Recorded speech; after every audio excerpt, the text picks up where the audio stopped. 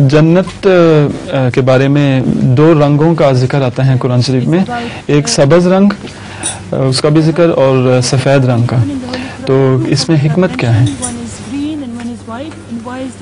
सबज रंग तो आंखों को भाता है, उसमें सबज रंग के मुताबिक साइंसदान कहते हैं कि ऐसा रंग है कि उससे बेहतर कायनात में सब्जे का रंग सोचा नहीं जा सकता था।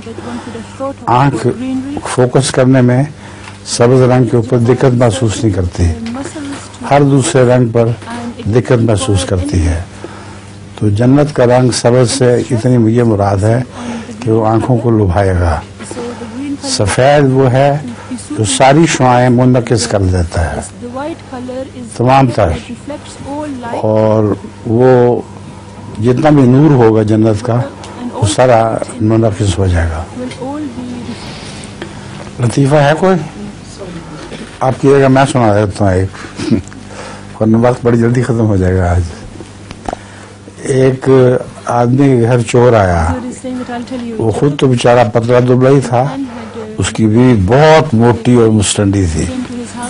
बीवी ने उठकर चोर को धोतर मारा और जमीन पर गिरा लिया और उसके ऊपर बैठ गई छाती के ऊपर।